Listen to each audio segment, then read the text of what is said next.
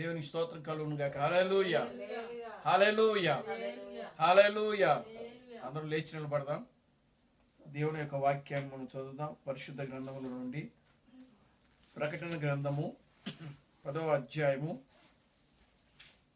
9, 10 వచనాలు మనం చదువుదాం. ప్రకటన గ్రంథము 10వ అధ్యాయము 9, 10, 11 వచనాలు మనం చదువుదాం.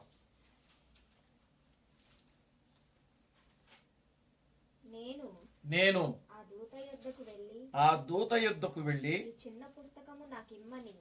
ఆ చిన్న పుస్తకము నాకు ఇమ్మని అడగగా ఆయన దాన్ని తీసుకొని తినివేయము, అది నీ కడుపుకు చేదగును, కానీ నీ నోటికి తేనెవలే మధురముగా ఉండునని నాతో చెప్పాను.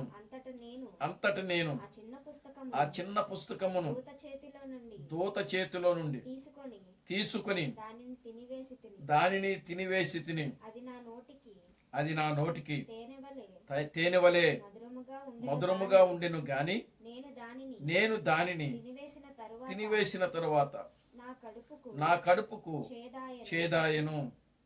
అప్పుడు వారు నీవు ప్రజలను గూర్చియు జనములను గూర్చియు ఆయా భాషలు మాట్లాడు వారిని గూర్చియు అనేక మంది రాజుల గురించి మరలా ప్రవచింప నగత్యమని నాతో చెప్పాను. యెహెజ్కేలు గ్రంథము 3వ అధ్యాయము 3వ వచనం. మరొక మాటను మనం చదువుతాం పరిశుద్ధ గ్రంథంలో నుండి. యెహెజ్కేలు గ్రంథం 3వ అధ్యాయము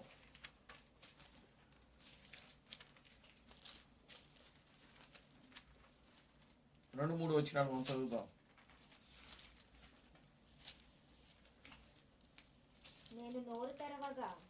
నేను నోరు తెరవగా ఆయన ఆ గ్రంథము నాకు తినిపించి నరపుత్రుడా, నేను ఇచ్చుచున్న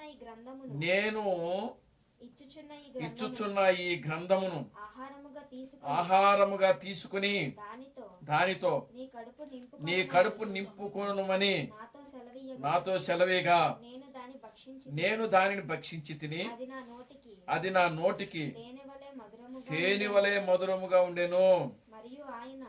మరియు ఆయన నాతో ఇలాగు సెలవిచ్చెను, నరపుత్రుడా, నీవు బయలుదేరి ఇశ్రాయేలు యొద్దకు పోయి ఈ నా మాటలు వారికి తెలియజెప్పుము. నీవు గ్రహింపలేని ఎస్స మాటలు పలుకు జనుల యొద్దకు కాదు, ఇశ్రాయేలు యొద్దకే నిన్ను పంపుచున్నాను. నీవు గ్రహింపలేని ఎస్ మాటలు పలుకు అన్ని జనుల యొద్దకు నిన్ను పంపుటలేదు. అట్టి వారి యొద్దకు నేను పంపిన ఎడల వారు నీ మాట విందురు. ప్రార్థన చేసుకుందాం. ఓ మమ్మలను మిక్కిలిగా ప్రేమించిన మా మంచి తండ్రి, జీవం గల దేవుడా, జీవాధిపతి, నిన్న నేడు నిరంతరము ఒకటే రీతిగా ఉన్న మా పరమ తండ్రి, నా ప్రభు అయిన బ్రహ్మ క్రీస్తు నీ పవిత్రమైన పాదాలకు వందనాలు, స్తుతులు, స్తోత్రములు స్తోత్రములు స్తోత్రములు స్తోత్రములు. ప్రభువా, నిశ్చయముగా నా తండ్రి, చదవబడిన ఈ వాక్య భాగములను ఆశీర్వదించండి, దీవించండి.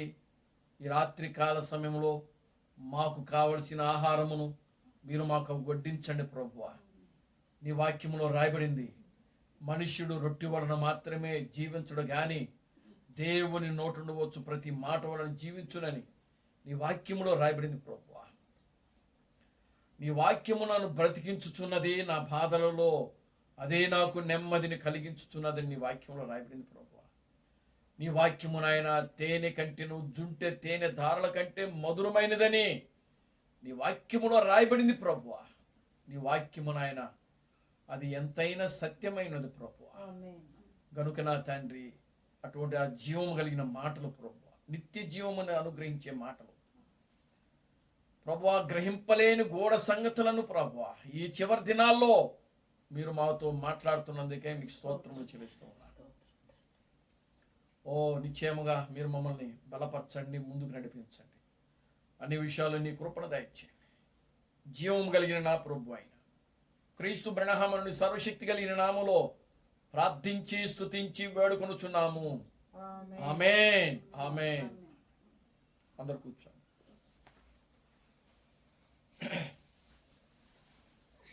దేవునికి స్తోత్రం కలుగును. హల్లెలూయా. ఆమేన్. హల్లెలూయా. హల్లెలూయా. మన ప్రభువును రక్షకుడును విమోచకుడైన ప్రభు అయిన క్రీస్తు బ్రహ్మ యొక్క నామములో మీ అందరికి నా వందనాలండి. అందరికి వందనాలు.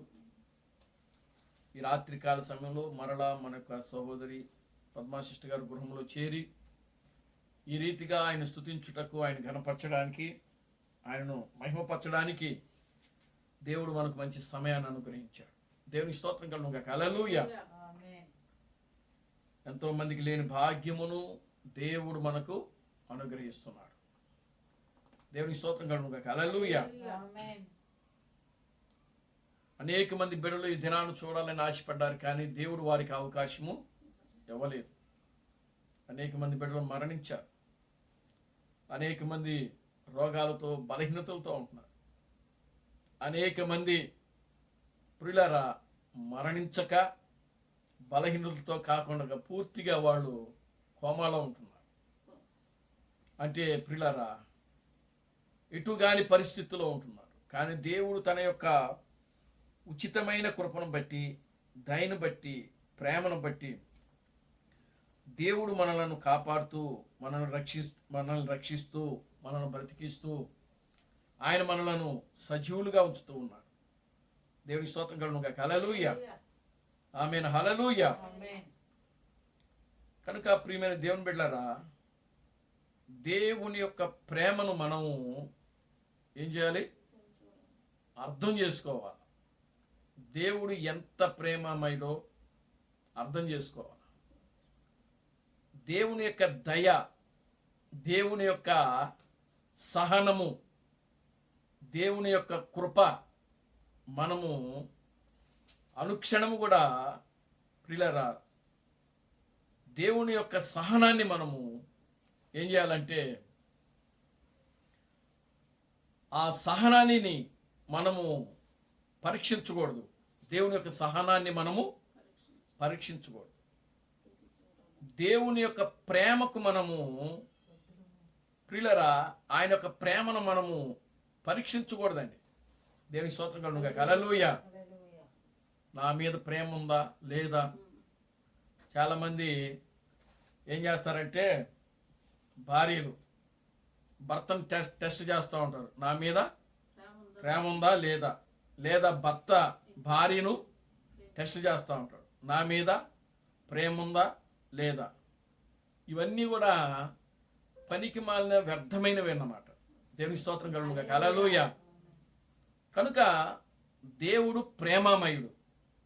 వాక్యం చెప్తుంది. దేవుని స్తోత్రం కలుగును. హల్లెలూయా. దేవుడు ప్రేమామయుడు. ఆయన ప్రేమకు ఈ లోకములు ఎవ్వరు కూడా సాటి రారు. ఆయనకు ఆయనే సాటి అయిన దేవుడు. దేవుని స్తోత్రం కలుగును. హల్లెలూయా. కనుక దేవుని యొక్క ప్రేమను, దేవుని యొక్క సహనమును, దేవుని యొక్క దయను, ఏమండి దేవుని యొక్క కృపను మనము చులకనగా తీసుకోకూడదు ఎవరు కూడా. దేవుని స్తోత్రం కలుగును. హల్లెలూయా. వాక్యంలో రాయబడింది కదా, ఆయన కోపము నిమిషము మాత్రమే, ఆయన దయ ఆయుష్కాలం అంతా ఉంటుందని వాక్యంలో. దేవుని స్తోత్రం కలుగును. హల్లెలూయా. కనుక దేవుని యొక్క ఇప్పుడు దేవుడు ఈ ప్రపంచాన్ని నాశనం చేయాలి అనుకుంటే ఒక్క నిమిషం, ఒక సెకండ్ చాలదు. అవును కదా? దేవుని స్తోత్రం కలుగును. హల్లెలూయా. ఎందుకని? ఈ లోకములో అంతా కూడా ప్రియులారా ఏం జరుగుతుంది? దేవునికి వ్యతిరేకమైన కార్యాలే జరుగుతున్నాయి. దేవుడు నాశనం చేయాలి అనుకుంటే కన్నురెప్ప పాటలో నాశనం చేయగలడు. దీన్ని బ్లాక్ చేసేయగలడు. ఏ విధంగా నేను చేయగలడు ఆయన. దేవుని స్తోత్రం కలుగును. హల్లెలూయా. ఏ విధంగానైనా సరే చేయగలడు దేవుడు. కనుక ఈరోజు ఇంత జరుగుతున్నా కూడా ఏమి కావట్లేదు కదా, ఏమి జరగట్లేదు కదా అనుకుంటున్నారు ప్రజలు. ఆమేన్, హల్లెలూయా. ప్రజలు ఎలా అనుకుంటున్నారంటే దేవుని యొక్క ప్రేమను వాళ్ళు ఏం చేస్తున్నారంటే టెస్ట్ చేస్తున్నారు, ఆయన్ను వీళ్ళు పరీక్ష చేస్తున్నారు అన్నమాట.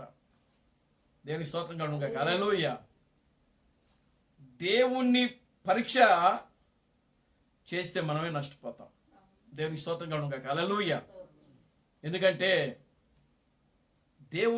దేవుడు మానవుని ఎంతగా ప్రేమించాలో ఆ ప్రేమను అంతగా చూపించేశాడు ఆయన. దేవునికి స్తోత్రం కలుగును. హల్లెలూయా. ఒక మానవుని పట్ల దేవుని ప్రేమ ఎంత వరకు ఉందో ఆ చూపించవలసిన ప్రేమ అంతా కూడా ఆయన చూపించేశాడు. ఇంకా చూపించవలసింది ఏది కూడా లేదు. దేవునికి స్తోత్రం కలుగును. హల్లెలూయా. దేవుడు చూపించవలసిన ప్రేమ ఇంకా ఏది కూడా మనిషి జీవితం పట్ల లేనే.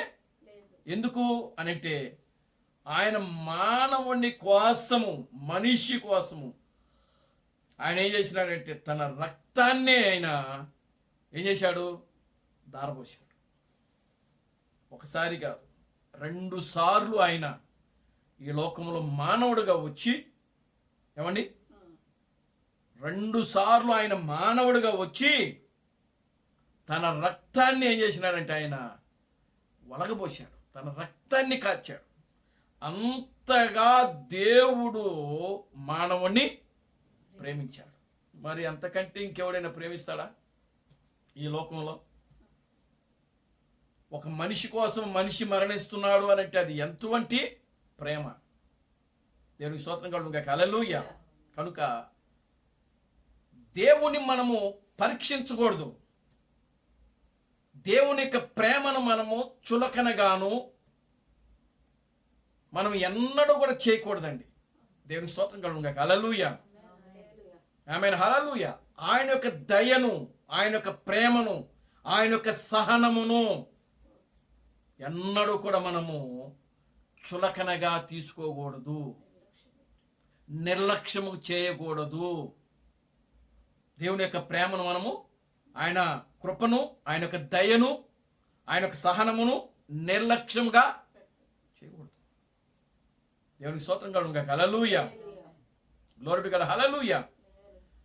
కనుక ప్రియమైన దేవుని బిడ్డలారా, ఈరోజు ప్రపంచమంతా కూడా దేవుని యొక్క ప్రేమను, దేవుని యొక్క దయను, దేవుని యొక్క కృపను, దేవుని యొక్క వాత్సల్యమైనటువంటి ప్రేమను ఏం చేస్తున్నారంటే నిర్లక్ష్యం చేస్తున్నారు,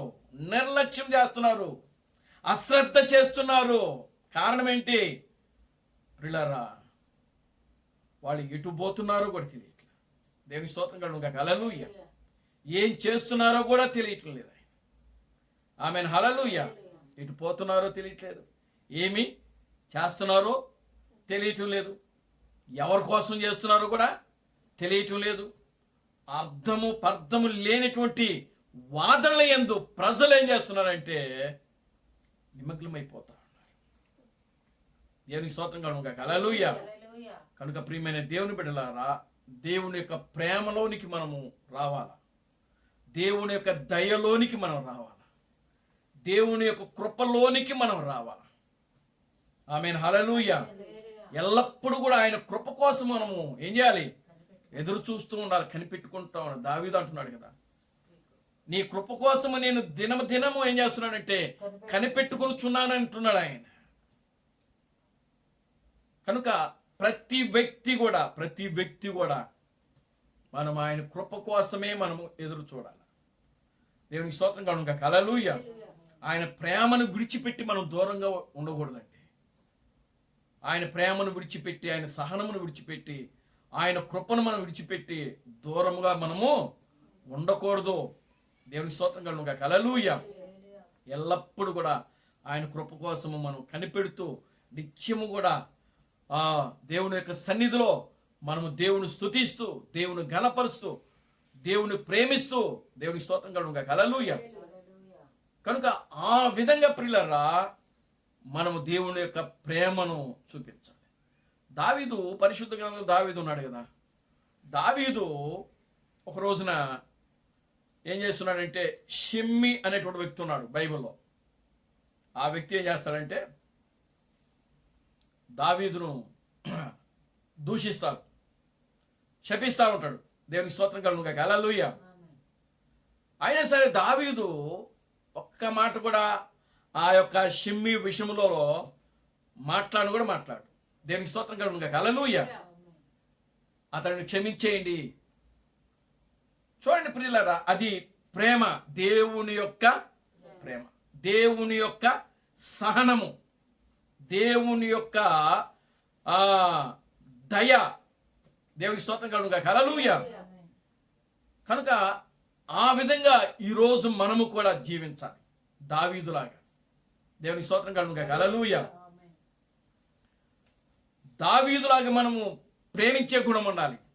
దావీదులాగా మనము దయ చూపించే గుణము ఉండాలి. దావీదులాగా మనము ప్రియులారా సమాధానము పరిచే వ్యక్తిలాగా మనం ఉండాలి.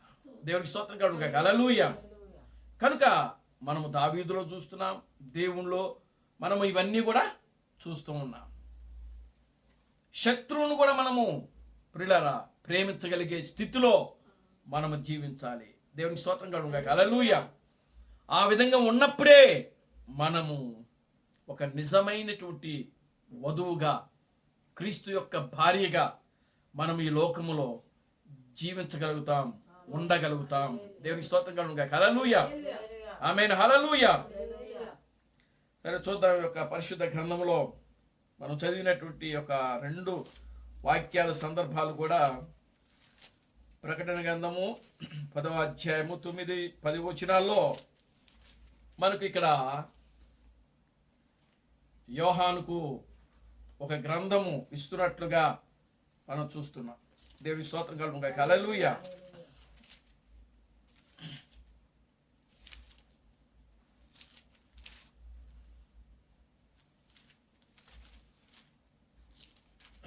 ఆమేన్. హల్లెలూయా. ఈ రాత్రికాల సమయంలో మనం ధ్యానించేటువంటి అంశము సియోను కుమారి ఆ చిన్న పుస్తకమును తీసుకొని తినివేయము. దేవునికి స్తోత్రం కలుగును గాక. హల్లెలూయా. ఈ రాత్రికాల సమయంలో మనం ధ్యానం చేయబోయేటువంటి అంశం ఏంటంటే సియోను కుమారి ఆ చిన్న పుస్తకమును తీసుకొని తినివేయము. దేవునికి స్తోత్రం కలుగును గాక. హల్లెలూయా. చూడండి, ఈ ప్రకటన గ్రంథము కానీ లేదా ఎహెజ్కేలు గ్రంథము కానీ, ఈ 2 గ్రంథాలు కూడా ప్రవచన గ్రంథాలే. దేవునికి స్తోత్రం కలుగును గాక. హల్లెలూయా.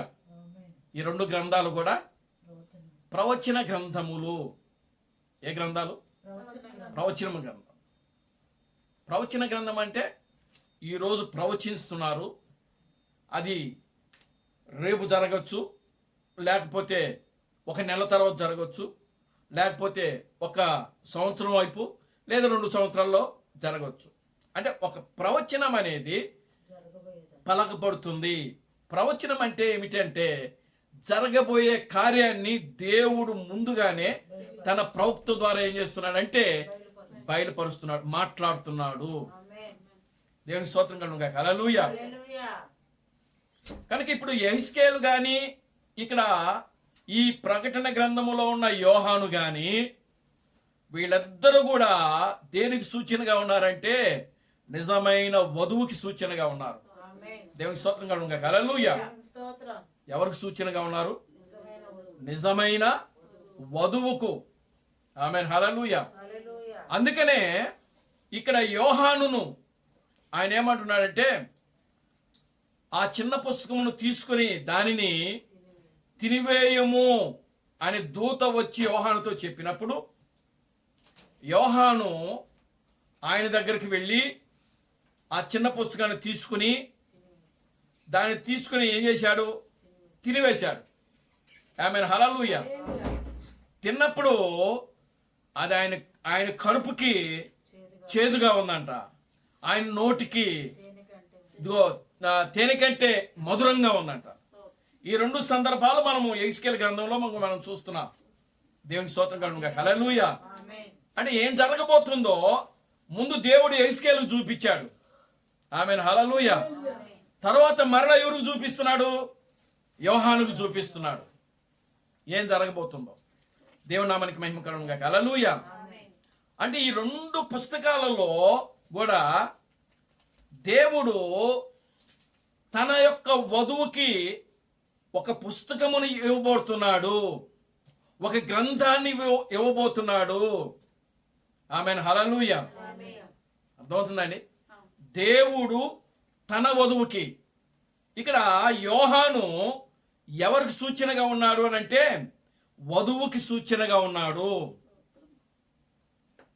ఈయన ఏ యోహాను అని అంటే శిష్యుడైన యోహాను. శిష్యుడైన యోహాను. ఈ శిష్యుడైన యోహాను ఇంచుమించుగా 100 సంవత్సరాలు బతికాడు. ఎగ్జాంపుల్గా ఒక 100 సంవత్సరాలు బతికాడు ఆయన. ఎందుకనంటే ఈ ప్రకటన గ్రంథము రాసింది క్రీస్తు శకము 93, 94, 95లో రాయబడింది. అప్పుడు ఆయన ఎక్కడున్నాడు అని అంటే పద్మాసు దీవులో ఉన్నాడు. అంటే యోహాను పద్మాసు దీవులోకి వెళ్ళేటప్పటికి ఆయన వయసు ఎంత అంటే బహుశా ఎంతంటే 95 సంవత్సరాల లోపు ఉన్నాడు ఆయన. దేవునికి స్తోత్రం కలుగునుగా. హల్లెలూయా. అంతకు ముందు యోహాన్ని ఏం చేశారంటే నూనెను బాగా మరిగించారు. సలసల బాగా నూనెను మరిగించి ఆ నూనెలో దించారు యోహాన్ని. దేవునికి స్తోత్రం కలుగునుగా. హల్లెలూయా. కానీ యోహాను మరణించలా. అప్పుడు ఆ శాస్త్రులు, పరిశీలు, సద్దూకాయలు ఆ యెరూషలేములో యేసు యొక్క మాటకు వ్యతిరేకంగా ఉన్న వాళ్ళందరినీ వాళ్ళు ఏం చేస్తున్నారు అంటే చంపుతూ వస్తున్నారు. పేతురును చంపేశారు అప్పటికే, పౌలును కూడా చంపేశారు అప్పటికే. యెరూషలేములో పరిచర్య చేస్తున్న ఆ శిష్యులు ఎవరెవరైతే ఉన్నారో వారందరిని కూడా వాళ్ళు ఏం చేసినారంటే హతమార్చారు. యోహాన్ను కూడా హతమార్చడానికి వాళ్ళు ప్రయత్నాలు చేశారు. ఆ ప్రయత్నములోనే నూనెను మరగబెట్టి తీసుకుని ఆ యొక్క మరిగే నూనెలో యోహాన్ని ఏం చేసినారు? దించారు. అలాగా దేవుని స్తోత్రం కలుగునుగా. హల్లెలూయా. ఏమండి అసలు ఎంత ఘోరం అండి అది.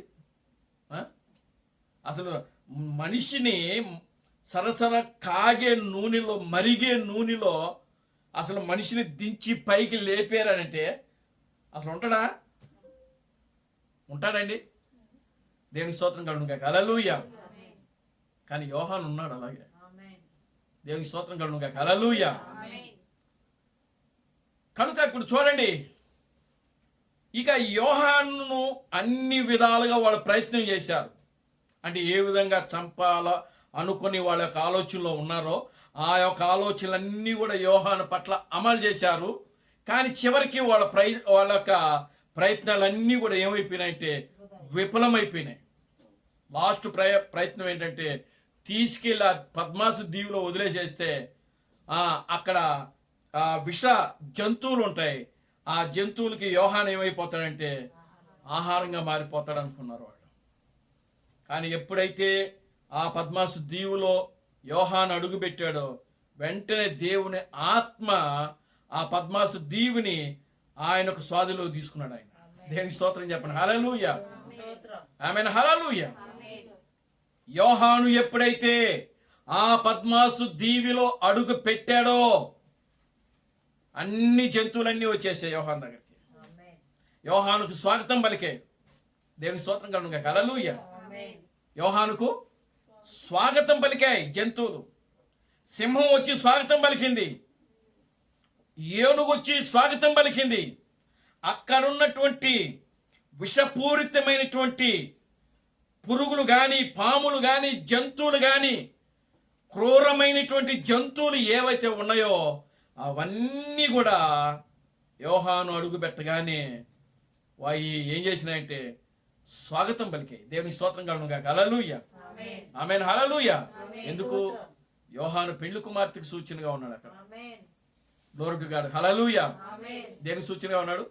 పెండ్లి కుమార్తెకు సూచనగా ఉన్నాడు. కాబట్టి ఆ దీవిలో ఉన్నటువంటి ఆ యొక్క సమస్తమైనటువంటి ఆ యొక్క విషపూరితమైనటువంటి జంతువులు, పురుగులు, పాములు ఇవన్నీ కూడా యోహానికి స్వాగతం పలికాయి. దేవునికి స్తోత్రం కలుగును గాక. హల్లెలూయా. కనుక బహుశా ఆయన ఆ యొక్క 100 సంవత్సరముల లోపు బతికున్నాడు ఆయన. దేవుని నామానికి మహిమ కలుగును గాక. హల్లెలూయా. అప్పుడు ప్రవచించాడు ఆయన. ఈ గ్రంథాన్ని అప్పుడు రాశాడు అన్నమాట. ప్రకటన గ్రంథాన్ని అప్పుడు రాసిన గ్రంథం ఇది. రాసి అందుట్లో ఏమని ఆయన ఆ దర్శనంలో ఏం చూస్తున్నాడంటే, ప్రియులారా, బలిష్ఠుడైన వేరొక దూతను ఆయన చూస్తా ఉన్నాడు. దేవునికి స్తోత్రం కలుగును గాక. హల్లెలూయా. బలిష్ఠుడైన వేరొక దూతను చూస్తున్నాడు. అందుట్లోనే చాలా విషయాలు మనకు కనబడతా ఉన్నాయి.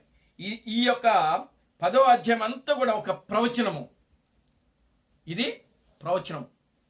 ప్రకటన గ్రంథములో అన్ని విషయాలు, ప్రకటన గ్రంథములో కొన్ని జరిగిన విషయాలు కూడా రాశాడు. అది మనం చాలా గమనించాలి. దేవుని స్తోత్రం కలుగును గాక. హల్లెలూయా. ప్రకటన గ్రంథములో కొన్ని జరిగిన విషయాలు రాశాడు. ఆమేన్. హల్లెలూయా. కొన్ని జరగబోయే విషయాలు రాశాడు. దేవుని స్తోత్రం కలుగును గాక. హల్లెలూయా. అందుకనే మనం మొదటి అధ్యాయము మనం చూస్తే చూడండి, మొదటి అధ్యాయము మొదటి వచనాన్ని 4వ వచనాన్ని మనం చదువుదాం. యోహాను ఆసియాలో ఉన్న 7 సంఘములకు శుభమని చెప్పి వ్రాయినది వర్తమాన భూత భవిష్యత్. ఇక్కడ 3 విషయాలు ఉన్నాయి. నెంబర్ 1 వర్తమానము, రెండవది భూత భవిష్యత్. వర్తమానం అంటే ప్రజెంట్ జరుగుతున్నది. అంటే యోహాను కాలంలో ఏం జరుగుతుందో దాన్ని రాస్తున్నాడు. దాన్ని రాశాడు ఎక్కడ? ప్రకటన గ్రంథములో. రెండవది భూత అంటే జరగబోయేది. దేవుని స్తోత్రం. భూత అంటే జరిగిపోయింది. అంటే గతంలో ఏం జరిగిందో దాన్ని కూడా రాస్తున్నాడు. మూడవది భవిష్యత్తు, అంటే జరగబోయేది. అంటే చూడండి, ప్రజెంట్ ఏం జరుగుతుందో, గతంలో ఏం జరిగిందో, రేపు ఏం జరగబోతుందో రాయబడిన గ్రంథమే ఈ ప్రకటన గ్రంథం. దేవుని స్తోత్రం కలుగును గాక. Hallelujah. Glory to God. Hallelujah. అందుకని చాలా జాగ్రత్తగా ప్రకటన గ్రంథంలో మనం చదవాలా. ఆమేన్. హల్లెలూయా. పరిశుద్ధ గ్రంథములో మొట్టమొదటి గ్రంథము, ప్రియులారా, మొట్టమొదటి గ్రంథం ఏది అని అంటే ఆది కాండము. పరిశుద్ధ గ్రంథములో చివరి గ్రంథం ఏది అని అంటే ప్రకటన గ్రంథము. సాతానుడికి ఈ 2 గ్రంథాలంటే నచ్చవు. దేవుని స్తోత్రం కలుగును గాక. హల్లెలూయా. దయ్యానికి ఈ 2 గ్రంథాలు అని అంటే నచ్చవు. ఎందుకు నచ్చవు? ఇలా చూడండి మీరు, ఎందుకు నచ్చవు? ఆది కాండం అంటే అపవాదికి దయ్యానికి నచ్చదు. మనం చదువుతున్నప్పుడు ఆది కాండాన్ని చదవనివ్వదు అది. రెండవది ప్రకటన గ్రంథాన్ని చదవనివ్వదు. ఈ 2 గ్రంథాలు చదువుతున్నప్పుడు మనిషి మీద దాడి చేస్తుంది అపవాది. దయ్యము దాడి చేస్తుంది. దురాత్మ మన మీద అటాక్ చేస్తుంది. దేవునికి స్తోత్రం కలుగును గాక. హల్లెలూయా. ఎందుకు అని అంటే ప్రియులారా, ఆది కాండములో అపవాది యొక్క పుట్టుక గురించి రాయబడింది. అపవాది యొక్క పుట్టుక అంటే అపవాది ఏ విధంగా భూమి మీదకి వస్తున్నాడో వాని యొక్క పుట్టుక గురించి, అపవాది పుట్టుక గురించి ఆది కాండములో రాయబడింది. దేవునికి స్తోత్రం కలుగును గాక. హల్లెలూయా. ప్రకటన గ్రంథములో వాని యొక్క అంతము గురించి రాయబడింది. Glory to God. హల్లెలూయా. ప్రకటన గ్రంథములో వాని యొక్క అంతము గురించి రాయబడింది. ఎవరి యొక్క అంతము? సాతానుడు, ఘట సర్పము. వాడికి అనేక పేర్లు ఉన్నాయి. దేవునికి స్తోత్రం కలుగును గాక. హల్లెలూయా. కనుక ఆది కాండములో వాడు పుట్టుక గురించి రాయబడింది, ప్రకటన గ్రంథములో వాడి యొక్క అంతము గురించి రాయబడినది. కనుక ఎవరైనా సరే ఆది కాండము కానీ ప్రకటన గ్రంథం కానీ చదువుతున్నప్పుడు వారు పూర్తిగా దేవునికి సమర్పించుకొని అప్పుడు ఆ గ్రంథాలు చదవండి. లేకపోతే దెబ్బలు తింటారు మీరు. మీ మీద దయ్యం అటాక్ చేస్తుంది, అపవాది మిమ్మల్ని శోధిస్తుంది. పూర్తిగా మీరు మీ శరీరాలను, మీ దేహాలను, మీ ఆత్మలను దేవునికి సమర్పించుకొని అప్పగించుకొని అప్పుడు చదివితే ఆ రెండు గ్రంథాలు మీకు అర్థమవుతాయి, లేకపోతే అర్థము కావు. దేవునికి స్తోత్రం కలుగును గాక. హల్లెలూయా. కనుక ప్రియులారా గమనించండి, ఇప్పుడు మనం మాట్లాడుతున్నది ఏమిటి అని అంటే చిన్న పుస్తకము. ఆ పుస్తకాన్ని ఎవరికి ఇచ్చాడు? యోహాను దర్శనంలో చూస్తున్నాడు. ఒక దూత వచ్చి యోహానికి చెప్పింది, యోహాను నువ్వు వెళ్ళి అదిగో ఆయన చేతిలో ఉన్నటువంటి ఆ చిన్న పుస్తకమును తీసుకొని దానిని తినివేయము, అది నీ కడుపుకు చేదుగాను నీ నోటికి తేనె వలె మధురముగా ఉంటుంది. ఏమిటా పుస్తకము? దేవునికి స్తోత్రం కలుగును గాక. హల్లెలూయా. ఆమేన్. హల్లెలూయా. ఏమిటా పుస్తకము అని అంటే చూడండి, 5వ అధ్యాయము, ప్రకటన గ్రంథం 5వ అధ్యాయము, 5వ అధ్యాయం మొదటి నుంచి ఒకసారి మనం చదువుతాం.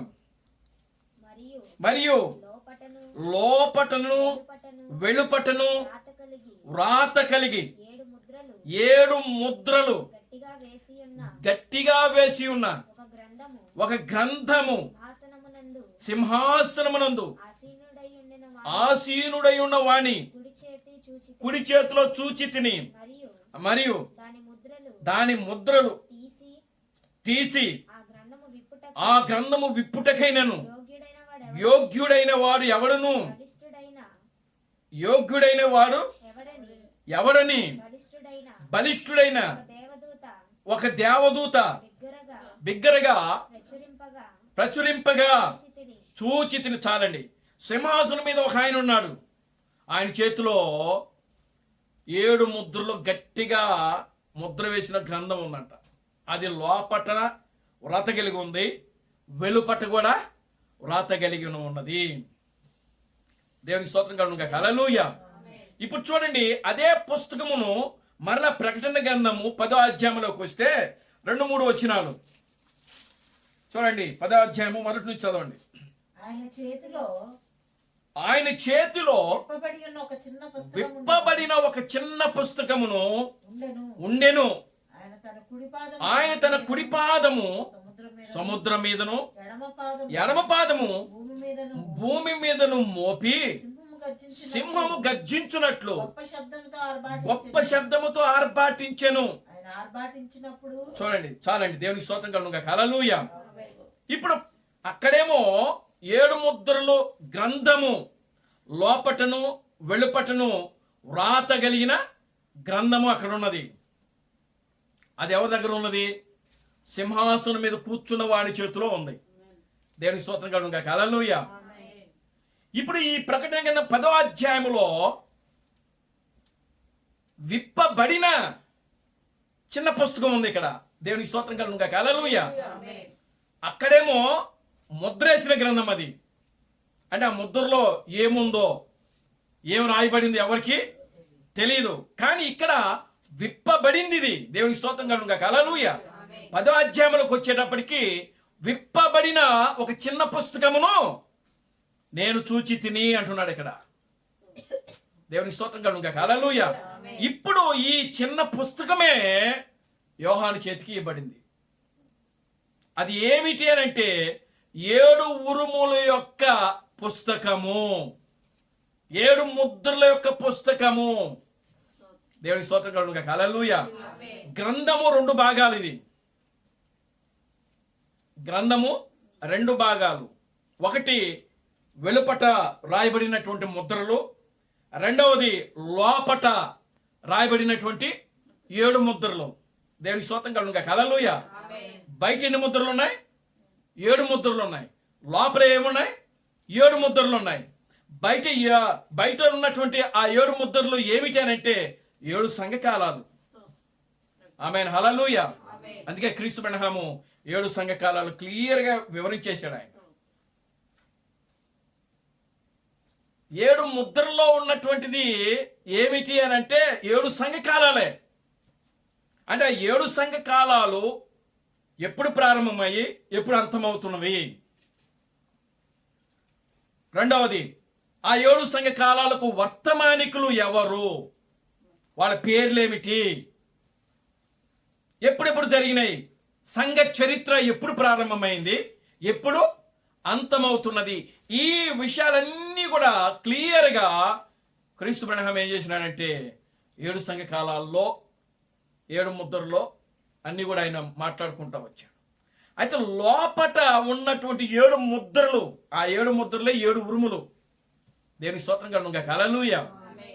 లోపట వ్రాతగలిగినటువంటి ఆ 7 ముద్రలు ఏవైతే ఉన్నావో, ఆ 7 ఉరుములు ఏవైతే ఉన్నావో, ఆ 7 ఉరుముల గురించి ఆయన బోధించాడు కానీ ప్రియులారా అది వారికి అర్థం కాలపు. దేవునికి స్తోత్రం కలుగునుగాక, హల్లెలూయా. అందుకని మరలా ఆ గ్రంథాన్ని ఆయన ఏం చేసినాడంటే మూసేశాడు. దేవునికి స్తోత్రం కలుగునుగాక, హల్లెలూయా. గ్రంథాన్ని మూసేశాడు.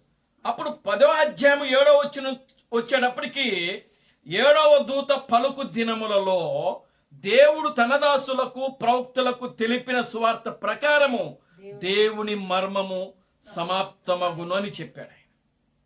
దేవుని స్తోత్రం కలుగునుగాక, హల్లెలూయా.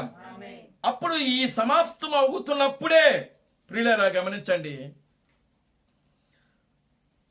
ఆ 8వ అధ్యాయం 8వ వచనంలో ఆయన అంటున్నాడు, అంతట పరలోకము నుండి నేను వినిన స్వరము నాతో మాట్లాడుచు, నీవు వెళ్ళి సముద్రం మీదను భూమి మీద నిలిచి ఉన్న ఆ దూత చేతిలో విప్పబడి ఉన్న ఆ చిన్న పుస్తకమును తీసుకొనుము.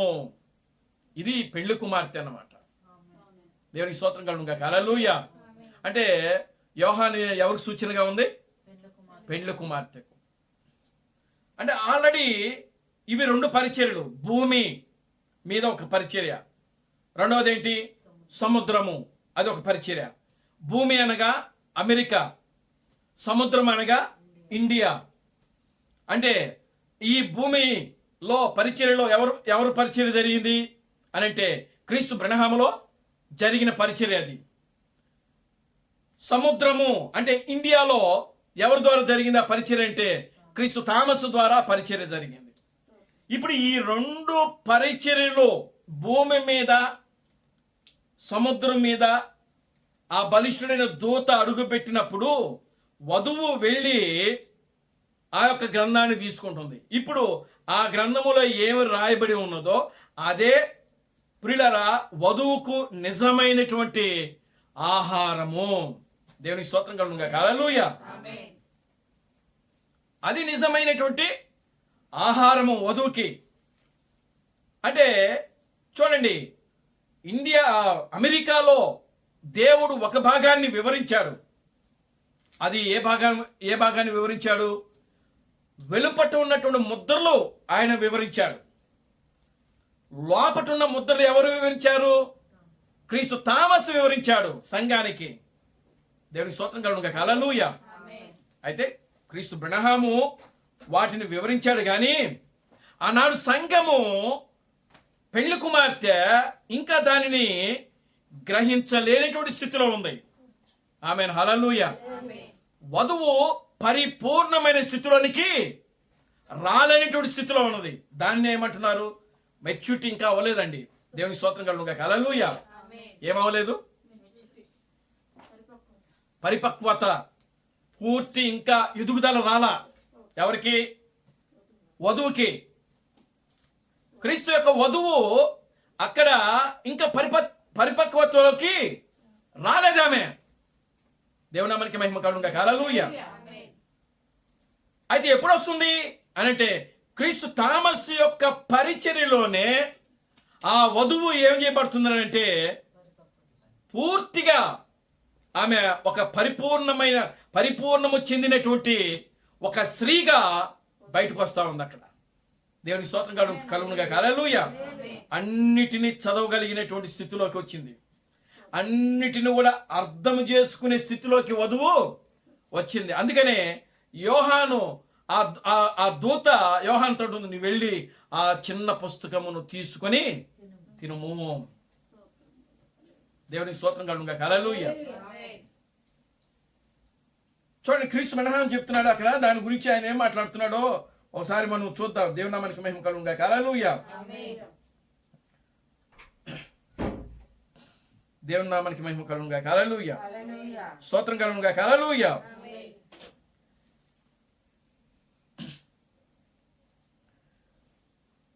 దాహము అనేటువంటి మెసేజ్లో ఆయన మాట్లాడుతున్నాడు. క్రీస్తు మనహాము దాహము అనేటువంటి సందేశంలో ఆయన ఏం మాట్లాడుతున్నాడు అని అంటే, యేసు చెప్పాను, మనము ఒక మాటను దానికి పలికిన లేక ఒక మాటను దాని నుండి తీసివేసిన జీవ గ్రంథములో మనకు భాగము తీసివేయబడును. ఆమేన్. హల్లెలూయా. అంటే ఆయన ఏం చెప్తున్నాడంటే, ఈ యొక్క గ్రంథములో మనం ఏదైనా కలిపినా లేదా ఏదైనా మనం తీసేసిన, ఈ వాక్యములో ఒకటి కలిపినా ఒకటి తీసేసిన, అసలు ఈ గ్రంథములోనే మనకు భాగం లేకుండా చేసేస్తాడంట. దేవునికి స్తోత్రం కలుగుగా. హల్లెలూయా. మీకు అర్థమైంది ఈ మాట? అసలు ఈ గ్రంథములో భాగం లేకుండా ఉన్నటువంటి అర్థం ఏంటి చెప్పండి? దేవునికి స్తోత్రం కలుగుగా. హల్లెలూయా. అంటే ఈ గ్రంథము, ఈ పరిశుద్ధ గ్రంథము ఒకటి దేవుని గురించి చెప్పబడింది, రెండవది పెండ్లి కుమార్తె గురించి చెప్పబడింది. ఆమెను. హల్లెలూయా. వాక్యం ఏం చెప్తుంది? వారిద్దరు కూడా ఏక శరీరులు అని వాక్యంలో రాయబడింది. ఆమెను. హల్లెలూయా. క్రీస్తు ఒక భాగమైతే పెండ్లి కుమార్తె ఒక భాగము. ఆ రెండు కలిపితేనే పరిపూర్ణమైన గ్రంథం అది. లేకపోతే దేవునికి స్తోత్రం కలుగుగా. హల్లెలూయా. ఒక పురుషుడు ఎప్పుడు సంపూర్ణమైన పురుషుడుగా ఉండగలుగుతున్నాడు అని అంటే, ఆయనకి వివాహమయ్యి భార్య ఉండి పిల్లలు ఉన్నప్పుడు ఆయన ఒక సంపూర్ణమైన పురుషుడుగా ఉండగలడు. అర్థమవుతుందండి? దేవునికి స్తోత్రం కలుగుగా. హల్లెలూయా. ఒక స్త్రీ ఎప్పుడు సంపూర్ణమైన స్త్రీగా ఉంటుంది అని అంటే, ఆమెకు వివాహము జరిగి ఆమెకు భర్త ఉండి ఆమెకు పిల్లలు పుడితే అప్పుడు ఆమెను ఒక పరిపూర్ణమైనటువంటి స్త్రీగా ఈ లోకములో గుర్తిస్తారు. ఆమెను. హల్లెలూయా. లేకపోతే ఆమె పరిపూర్ణమైనటువంటి స్త్రీ. ఆమెకి వివాహము జరగకపోయినా, ఒకవేళ వివాహము జరిగి పిల్లలకు పుట్టకపోయినా ఆమె ఒక పరిపూర్ణమైన స్త్రీగా ఉండదు. మీరు చూడండి, ఎక్కడైనా శుభకార్యాలు జరిగినప్పుడు ఈ పిల్లలు పుట్టనోళ్ళు ఉంటారు. లోకంలో వాళ్ళని ఏమంటారు? గొడ్రాళ్ళు అంటారు. పిల్లలు పుట్టిన దాన్ని అంటారు, పుట్టిన దాన్ని అంటారు. వాళ్ళని పిలవరు. వాళ్ళు ఎందుకు? వాళ్ళు ఇంకా పరిపూర్ణత చెందలేదు కాబట్టి, వాళ్ళే పరిపూర్ణత చెందలేదు కాబట్టి ఇంకా వీళ్ళు వచ్చి మనం వీళ్ళని ఏం చేస్తారన్న ఒక విధానంలో ఉండి వాళ్ళు పిలవరు. కానీ అది తప్పు. దేవునికి స్తోత్రం కలుగుగా. హల్లెలూయా. ఆమేన్. హల్లెలూయా. అంటే లోకములో ఒక స్త్రీని వాళ్ళు ఏం చేస్తున్నారంటే చిన్న చూపుతో చూస్తున్నారు. అదొక చిన్న చూపు. దేవునికి స్తోత్రం కలుగుగా. హల్లెలూయా. ఏ చూపుతో చూస్తున్నారు? ఒక చిన్న చూపు, తక్కువ స్థితిలో చూస్తున్నారు ఆమెను. అంటే వివాహము జరిగి పిల్లలు పుట్టినటువంటి స్త్రీని ఎలా చూస్తుంది అని అంటే తక్కువ చూపు, చిన్న చూపుతో చూస్తూ ఉన్నారు. ఎందుకు అని అంటే ప్రియులారా, హీన స్థితిలో చూస్తున్నారు. దేవునికి స్తోత్రం కలుగుగా. హల్లెలూయా. కానీ ఇక్కడ ఇప్పుడు చూడండి, ఒక స్త్రీ పరిపూర్ణమైన స్థితిలోకి రావాలంటే ఇన్ని ఉన్నాయి. కనుక ఇప్పుడు వాక్యములో వధువు ఒక పరిపూర్ణమైన స్థితిలోకి ఇక్కడ ఏం చేస్తుందంటే ఆ యొక్క వాక్యమును తీసుకొని దాన్ని తిన్నప్పుడే, అది తిని అప్పుడు ఆమె ఏం చేసుకోవాలో తెలుసా? ఏం చేయాలి? ఆ తిన్నది ఏమవ్వాలి? జీర్ణం చేయబడాలి. అది దేవుని స్తోత్రం కలుగుగా. హల్లెలూయా. అది జీర్ణం చేయబడేటప్పుడు ప్రియులారా అప్పుడు ఏం చేయబడుతుంది అంటే ఈ లోకములో ఉన్న నీవు ద్వేషించబడతా ఉంటా. దేవునికి స్తోత్రం కలుగును గాక. హల్లెలూయా. చూడండి, ఆయన చెప్తున్నాడు ఇక్కడ, ఏం చెప్తున్నాడంటే జీవ గ్రంథములో మన భాగము తీసివేయబడిన, చూసారా, ఒక లేఖన భాగము కాదు, ఒక లేఖన భాగం కాదు, అది ఏ విధముగా వ్రాయబడినదో ఆ విధముగానే మనము వాక్యమును తీసుకునవలెనో. దేవునికి స్తోత్రం కలుగును గాక. హల్లెలూయా. వాక్యములో ఏదైతే రాయబడిందో ఆ విధంగానే మన వాక్యాన్ని తీసుకోవాలంట. మరియు దేవుడు తన వాక్యమును నెరవేర్చుటకు ఆయన జాగ్రత్త తీసుకును. ఆమెను. హల్లెలూయా. మరియు ఇది సత్యమని మనకు తెలియను. అందును బట్టి ఎవరెన్ని చెప్పినప్పటికీ, సంఘములు ఎన్ని చెప్పినప్పటికీ, నీవు దేవుని ఆత్మ ద్వారా పుట్టినట్లయితే నీవు బైబిల్లో ఒక భాగమగుచున్నావు. ఆమేన్. హల్లెలూయా. నీవు నిజంగా దేవుని ఆత్మ చేత నీవు పుడితే, దేవుని స్తోత్రం కలుగును గాక. హల్లెలూయా. పరిశుద్ధాత్మ ద్వారా నువ్వు పుడితే, ఆమేన్. హల్లెలూయా. వాక్యంలో రాయబడింది కదా, ఎందరైతే దేవుని ఆత్మ చేత నడిపించబడతారో వారందరూ కూడా దేవుని పిల్లలగుటకు ఆయన అధికారం అనుగ్రహించెను. దేవుని స్తోత్రం కలుగును గాక. హల్లెలూయా. నీవు మరలా తిరిగి జన్మించాలి. నువ్వు మరలా తిరిగి జన్మించాలి. అంటే ఎలా జన్మించాలి? పరిశుద్ధాత్మ ద్వారా నువ్వు తిరిగి జన్మించాలి. నీవు నిజంగా తిరిగి జన్మించిన వ్యక్తివైతే నీవు పరిశుద్ధ గ్రంథములో ఒక భాగముగా ఉన్నావు. అది క్రీస్తు అని చెప్తున్నాడు ఇక్కడ. నీవే పరిశుద్ధ గ్రంథము. ఆమేన్. హల్లెలూయా. పౌలు చెప్తున్నాడు కదా, మీరు సజీవమైన రాళ్ళు అని అంటున్నాడు ఆయన. దేవుని స్తోత్రం కలుగును గాక. హల్లెలూయా. రాయనగా క్రీస్తు, రాయనగా ప్రత్యక్షత, రాయనగా ప్రత్యక్షత, రాయనగా క్రీస్తు. ఆయన అంటున్నాడు, మీరే రాయబడినటువంటి పత్రికలు, మీరు సజీవమైన పత్రికలు. ఆమేన్. హల్లెలూయా. పౌలు కాలములో పౌలు ఒక సజీవమైనటువంటి పత్రిక అయి ఉన్నాడు ఆయన. ఈరోజు ఆయన రాసిన పత్రికలు మనం చదువుతున్నాం. సజీవమైన వాక్యం ఎక్కడుంది? ఇప్పుడు ఎక్కడుంది? పేపర్ మీద రాయబడి ఉంది. ఆమేన్. హల్లెలూయా. ఎక్కడుంది? పేపర్ మీద ఉంది. అది కేవలం మీరు అక్షరాలుగా మీరు తీసుకుంటే మన ఆత్మలు నశించిపోతాయి. పేపర్ మీద ఏదైతే రాయబడిందో అది సజీవమైన వాక్యము అని మనం నమ్మి దాన్ని మనం ఏం చేయాలంటే తీసుకోవాలి. దేవుని స్తోత్రం కలుగును గాక. Hallelujah. Glory to God. Hallelujah. సజీవమైన వాక్యం అది. ఆ వాక్యములో ఏముంది? జీవం ఉంది. ఏ జీవం ఉంది? నిత్య జీవం ఉంది. నిన్ను నిత్యము జీవింపచేయే ఆ శక్తి సామర్థ్యం ఎక్కడుందంటే ఈ పేపర్లో రాయబడిన గ్రంథం అది. దేవునికి స్తోత్రం కలుగును గాక. హల్లెలూయా. నువ్వు ఎక్కడ రాయబడి ఉన్నావు తెలుసా?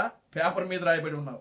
ఈ పేపర్ మీద నువ్వు రాయబడి ఉన్నావు కనుకనే ఈ భూమి మీదకి వచ్చావు. దేవునికి స్తోత్రం కలుగును గాక. హల్లెలూయా. ఈ పేపర్ మీద నువ్వు రాయబడకపోతే నీవు ఈ కాలములో పుట్టేదానివి కాదు, ఈ వర్తమానం తీసుకునేదానివి కాదు, ఈ వర్తమానం ప్రకారం జీవించేదానివి కానే. దేవునికి స్తోత్రం కలుగును గాక. హల్లెలూయా.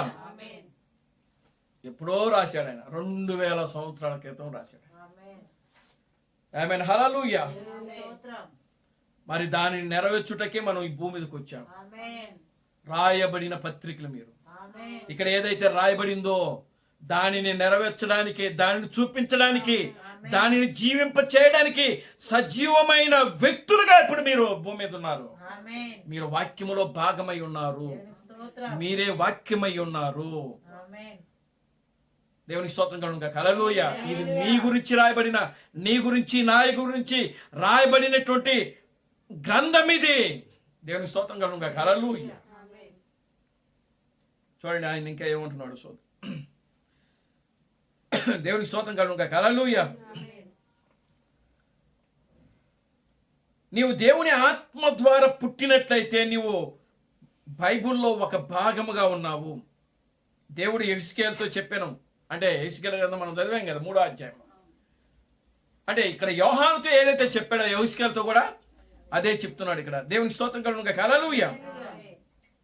చూడండి ఆయన ఏమంటున్నాడంటే, యెహెజ్కేలుతో చెప్పాను, ఆయన ఒక ప్రవక్త, ఆయన పుస్తకపు చుట్టను తీసి తినుము అని చెప్పాను. ఒక దానితో ఒకటి భాగములై ఉన్నవి. దేవునికి స్తోత్రం కలుగును. హల్లెలూయా. అంటే వాక్యంలో ఏముందంటే, యెహోవా వాక్యము కొంత అచ్చట కొంత ఇచ్చట ఉంది అని అంట. యెహోవా వాక్యము కొంత ధర్మశాస్త్రంలో ఉంటుంది, కొంత కొత్త నిబంధనలో ఉంటుంది, కొంత ఏమో పత్రికలో ఉంటుంది. కానీ అక్కడున్న వాక్యము ఇక్కడున్న వాక్యము తీసుకొని మనం దాన్ని ఏం చేయాలంటే జత చేయాలి, కలుపుకోవాలి. కలిపినప్పుడే దాని యొక్క పూర్తి రూపం అనేది మనకు బయటికి. దేవునామానికి మహిమ కలుగును గాక. హల్లెలూయా. చూడండి ఇక్కడ ఆయన ఏం చెప్తున్నాడు చూద్దాం. మరియు అలాంటి విశ్వాసి పరిశుద్ధాత్మను పొందినప్పుడు పరిశుద్ధాత్మ బైబిల్ రాసి ఉన్నది. ఆమెను. హల్లెలూయా. ఆయన ఏం చెప్తున్నాడు అంటే, నీవు పరిశుద్ధ గ్రంథంలో ఒక భాగమై ఉన్నావు. మరియు అలాంటి విశ్వాసి పరిశుద్ధాత్మను పొందినప్పుడు, ఎలాంటి విశ్వాసి? వాక్యములో పరిశుద్ధ గ్రంథములో భాగమై ఉన్న వ్యక్తి పరిశుద్ధాత్మను పొందితే దేవునికి స్తోత్రం కలుగును గాక. హల్లెలూయా. ఆ విశ్వాసి పరిశుద్ధాత్మను పొందినప్పుడు పరిశుద్ధాత్మ బైబిలును రాసినది. అంటే ఆ వ్యక్తే బైబిల్ రాస్తున్నాడు. అర్థమవుతుందా మీకు ఇది? దేవునికి స్తోత్రం కలుగును గాక. హల్లెలూయా. ఒక వ్యక్తి పరిశుద్ధ గ్రంథంలో భాగంగా ఉన్నాడు. ఆ వ్యక్తే ఎలా ఉండాలంట? దేవునికి స్తోత్రం కలుగును గాక. హల్లెలూయా. ఆ వ్యక్తి పరిశుద్ధ గ్రంథంలో భాగమై ఉన్నప్పుడు ఆయన ఏమంటున్నాడంటే,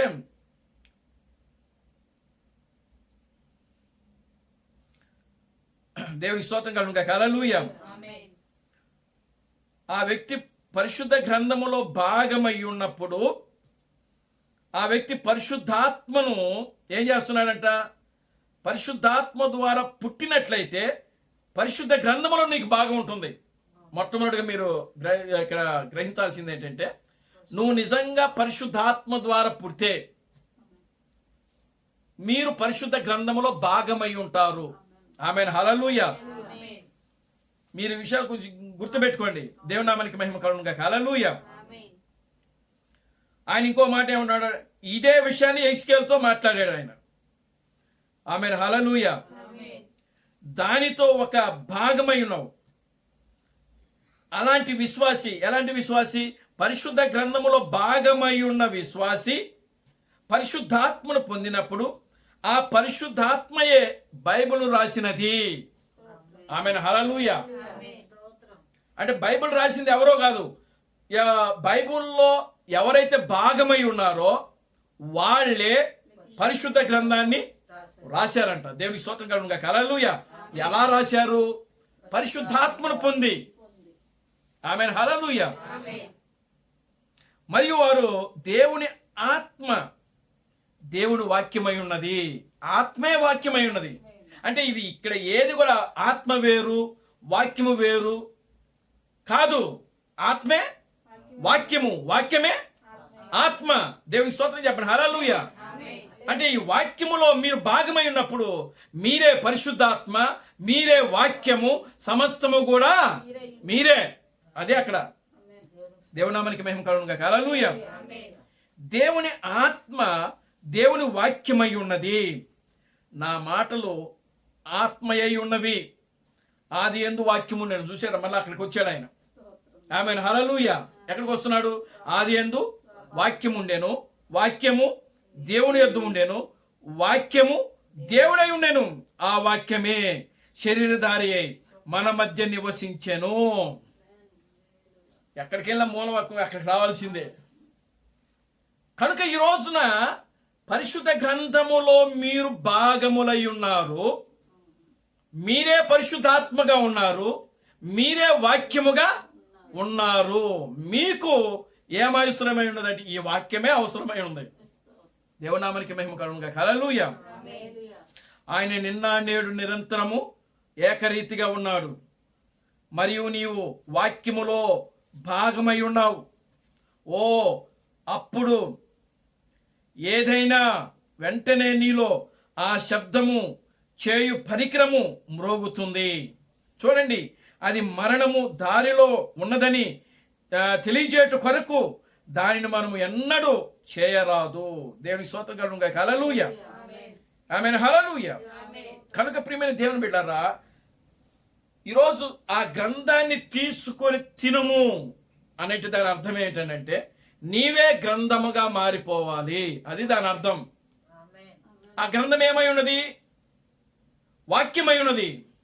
ఆమేన్. హల్లెలూయా. ఆ గ్రంథం ఏమై ఉన్నది? పరిశుద్ధాత్మై ఉన్నది. అది గ్లోరీ టు గాడ్. హల్లెలూయా. ఆ గ్రంథం ఏమై ఉన్నది? పరిశుద్ధాత్మై ఉన్నది. ఆ గ్రంథములో వాక్యం ఉన్నది. ఆ గ్రంథములోనే నీవు ఒక భాగముగా ఉన్నావు. దేవునామానికి మహిమ కలుగునుగాక. హల్లెలూయా. ఈ దాహములు సహజమైనవి. అవి క్రైస్తవులకు సహజమైనవి. అవి మనిషికి సహజమైనవి. కానీ దేవునికి అవి సహజమైనవి కావు. ఆయన అన్నాడు కదా, నేను దప్పిక కొనుచున్నాను. యేసుక్రీస్తు ఏమన్నాడండి? నేను దప్పిక కొనుచు. యేసుకి ఏమైంది? దాహమేసింది.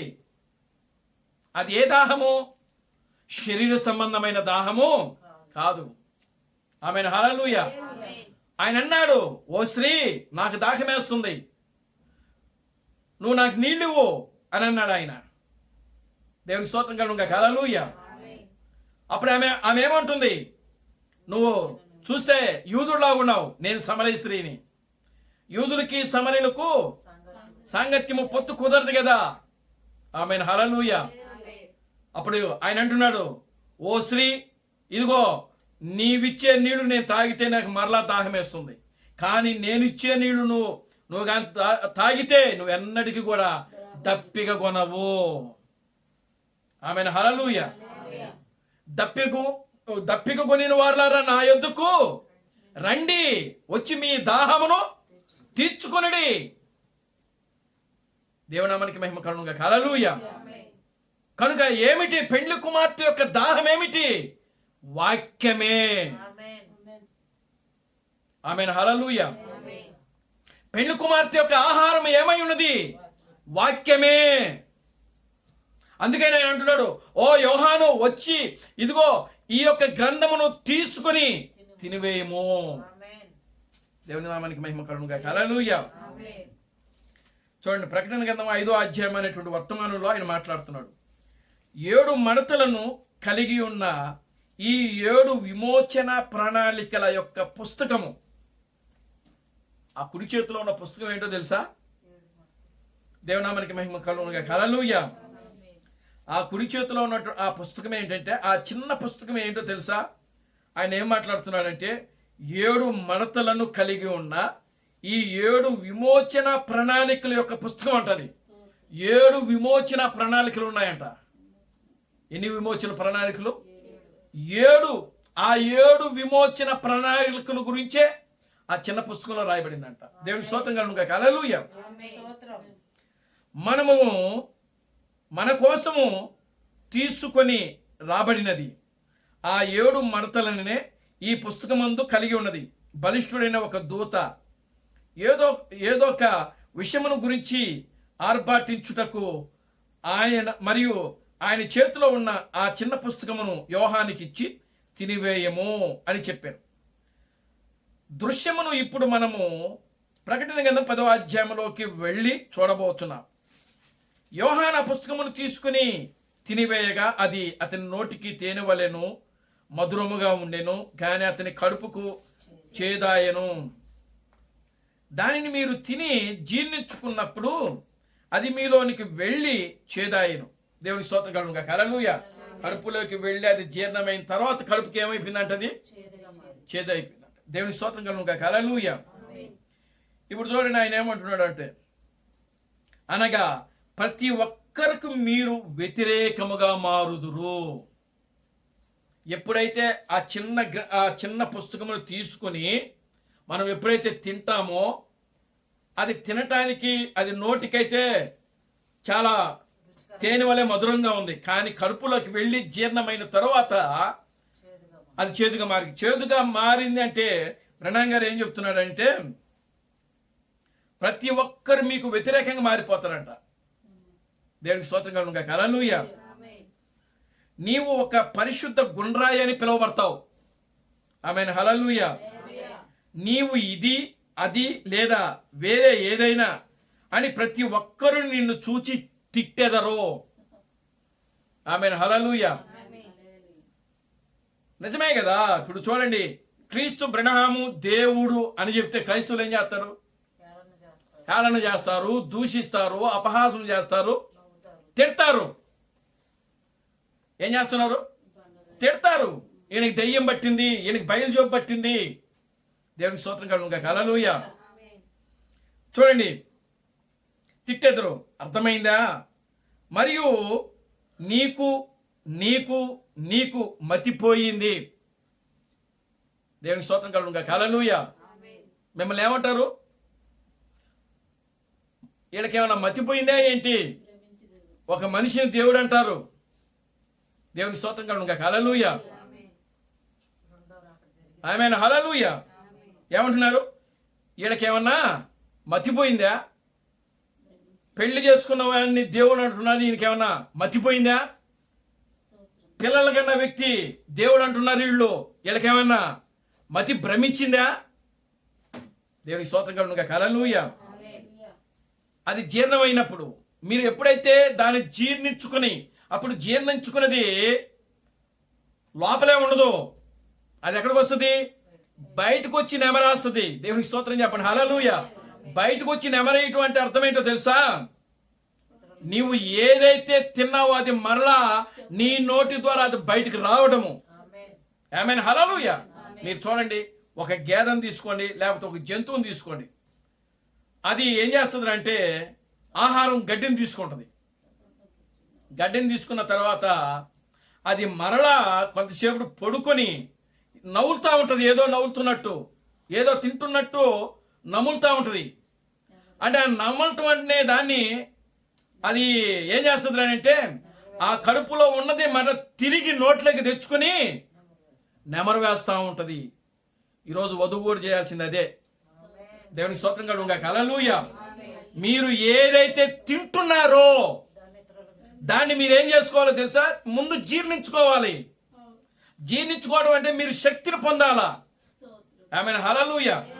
జీర్ణించుకున్న మీరు దానినే ఏం చేయాలి? నెమరు వేయాలి. నెమరు వేయటం అంటే ఇతరులకి చెప్పటము. ఇతరులకి మీరు ఎప్పుడైతే చెప్తారో అప్పుడు మిమ్మల్ని తిడతారు, మీకు మతిపోయిందంటారు. ఆమేన్. హల్లెలూయా. మిమ్మల్ని దూషిస్తారు, మిమ్మల్ని అవమానపరుస్తారు, మిమ్మల్ని హేళన చేస్తారు. Glory to God. హల్లెలూయా. వాక్యము నిమిత్తమై నింద మీరు మోయుటకు సిద్ధంగా ఉండాలి. Glory to God. హల్లెలూయా. నీకు నీకు నీకు మతిపోయిందంటారు. కాబట్టి అటువంటి మాటలు జీర్ణించుకున్నటకు కష్టము. కానీ ఆయన యొక్క మహిమను గురించి నీవు సాక్ష్యమిచ్చుచున్నప్పుడు అది నీ పెదవులకు మధురంగా ఉంటుంది. Glory to God. హల్లెలూయా.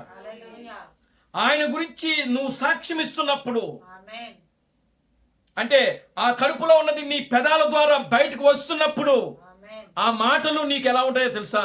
మధురంగా, తేనె కంటే, జుంటె తేనె ధారల కంటే. Glory to God. హల్లెలూయా. చూడండి 19వ కీర్తన. 19వ కీర్తన ఒకసారి మనం చూద్దాం. అది 19వ కీర్తన.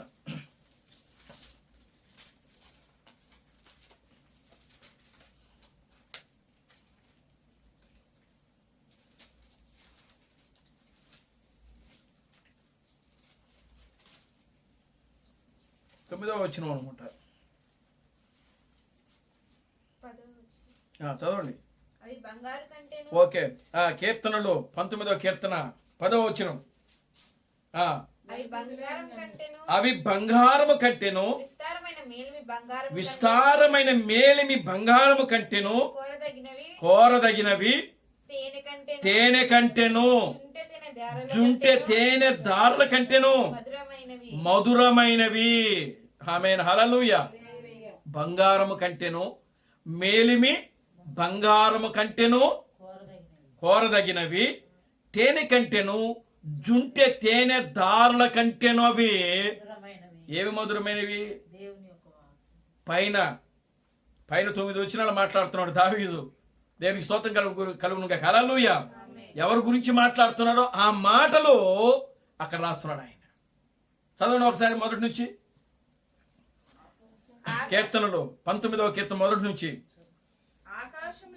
ఆకాశములు చూడండి, ఆయన చూడండి ఎలా మొదలు పెడుతున్నాడో చూడండి. అసలు ఎంత చక్కగా మొదలు పెడుతున్నాడో దావీదు. చూడండి, ఆకాశములు దేవుని మహిమను వివరించుచున్నవి, అంతరిక్షము ఆయన చేతి పనిని వివరించుచున్నది, పగటికి పగలు బోధ చేయుచున్నవి, రాత్రికి రాత్రి జ్ఞానము తెలుపుచున్నవి. వాటికి భాష లేదు, మాటలు లేవు, వాటి స్వరము వినబడదు, వాటి కొనలు భూమి అంతటా వ్యాపించి ఉన్నవి, లోక దిగంతముల వరకు వాటి ప్రకటనలు బయలు వెళుచున్నవి. వాటిలో ఆయన సూర్యునికి గుడారము వేసెను. అతడు తన అంతఃపురములో నుండి బయలుదేరి పెండ్లి కుమారుని వలె ఉన్నాడు. సూర్యుడు పరిగెత్తి ఉల్లసించుచున్నాడు. తన పదములనందు ఉల్లసించుచున్నాడు. అతడు ఆకాశమున ఈ దిక్కు నుండి ఆ దిక్కు వరకు దాని చుట్టూ తిరిగి వచ్చుచున్నాడు. అతని వేడిమికి మరుగైనది ఏదీ లేదు. యెహోవా నియమించిన ధర్మశాస్త్రము యథార్థమైనవి, అది ప్రాణములను తెప్పరిల చేయును. యెహోవా శాసనములు నమ్మదగినవి, అవి బుద్ధిహీనులకు జ్ఞానమును పుట్టించును. యెహోవా ఉపదేశములు నిర్దోషములైనవి, అవి హృదయములను సంతోషపరచును. యెహోవా ఏర్పరిచిన ధర్మము నిర్మలమైనవి, అవి కన్నులకు వెలుగునిచ్చును. యెహోవా యందైన భయము అపవిత్రమైనది, అవి నిత్యము నిలుచును. యెహోవా న్యాయ విధులు అవి కేవలము న్యాయమైనవి, అవి బంగారము కంటెను విస్తారమైన మేలిమి బంగారము కంటెను కోరదగినవి. తేనె కంటెను జుంటె తేనె దారుల కంటెను మధురమైనవి. వాటి వలన నీ సేవకుడు హెచ్చరిక నొందును. వాటిని గైకొనుట వలన గొప్ప లాభము కలుగును. తమ పొరపాట్లు కనుగొనవాడెవడు? నేను రహస్యముగా చేసిన క్షమించి నన్ను నిర్దోషిగా తీర్చును. చాలండి, దేవునికి స్తోత్రం కలుగునుగాక. హల్లెలూయా. కనుక ప్రియమైన దేవుని బిడ్డలారా, దేవుని యొక్క పనిని వివరిస్తా ఉంది. ఆమేన్ హల్లెలూయా. దేవుని యొక్క పనిని, దేవుడు ఎంత గొప్పవాడో, ఎంత శక్తిమంతుడో, సూర్యునికి గుడారం ఎలా వేశాడో, అంతరిక్షము ఆయన మహిమను, దేవునికి స్తోత్రం కలుగునుగాక. హల్లెలూయా. కనుక అక్కడ దావీదు దేవుని యొక్క గొప్పతనమును గురించి, ఆయన వాక్యం యొక్క గొప్పతనము గురించి వివరిస్తా ఉన్నాడు. అక్కడ వివరిస్తూ ఆయన అంటున్నాడు, ఇదిగో అవి అవి ఏవి? దేవుని యొక్క శాసనములు, దేవుని యొక్క కట్టడలు, దేవుని యొక్క వాక్యము. వాటి గురించి ఆయన ఏమంటున్నాడు అంటే, అవి బంగారము కంటెను మేలిమి బంగారము కంటెను కోరదగినవి. అందరూ ఏం కోరుకుంటారు? ఈ మధ్యకాలంలో ఒక చిన్న చిన్న వీడియోలో ఈ సెల్ ఫోన్లో ఏమని పెడుతున్నారంటే, వాళ్ళు దక్షిణ కొరియా వాడు, దక్షిణాఫ్రికా వాడు. ఒక అమ్మాయికి డబ్బు, ఒక ఆయన డబ్బు, బంగారం, బంగారము లేకపోతే బైబిల్. ఏమండి, ఒక అమ్మాయి ఏమో డబ్బు తీసుకొని వెళ్ళిపోతుంది, బైబిల్ ఇవ్వకపోతే బైబిల్ వద్దంటది. ఇంకోడేమో బంగారం తీసుకొని పోతాడు. ఒకలేమో బంగారాన్ని డబ్బుని రెండింటిని దోసేసి ఏం తీసుకుంటారు? బైబిల్ తీసుకుంటారు. అంటే ఇక్కడ వెండి కంటేను మేలిమి బంగారము కంటేను మేలిమి బంగారం కంటే రెండు రకాలు ఉన్నాయి బంగారాలు. మామూలు బంగారం వేరు, మేలిమి బంగారము వేరు. దేవుని స్తోత్రం కలుగును గాక. హల్లెలూయా. బంగారము కంటేను మేలిమి బంగారము కంటే అవి కోరదగినవి. నువ్వేం కోరుకోవాలో తెలుసా? వెండి కాదు. నువ్వేం కోరుకోవాలో తెలుసా? డబ్బు కాదు. నువ్వు కోరుకోవాల్సింది ఏంటి? బంగారము కంటేను, లేకపోతే మేలిమి బంగారము కంటే నువ్వు కోరదగినవి ఏవి అని అంటే దేవుని యొక్క వాక్యము, దేవుని యొక్క శాసనములో, దేవుని యొక్క కట్టడములో నువ్వు తీసుకోవాలి. దేవుని స్తోత్రం కలుగును గాక. హల్లెలూయా. వాటి వల్ల నీకు ఏం కలుగుతుందంట? ఏం కలుగుతుంది? ఏం కలుగుతుంది? అక్కడే ఉంది. ఏముంది? లాభము కలుగును. ఏం కలుగుతుందంటే దేవుని యొక్క శాసనము వల్ల మనకేం కలుగుద్ది? దేవుని యొక్క కట్టడల వల్ల మనకేం కలుగుద్ది? లాభము కలుగుద్ది. దేవునికి స్తోత్రం కలుగును గాక. హల్లెలూయా. చదివారా మీరు ఆ మాట? ఇప్పుడు ఉందా అక్కడ? ఉందండి, మళ్ళా చదువుకోండి.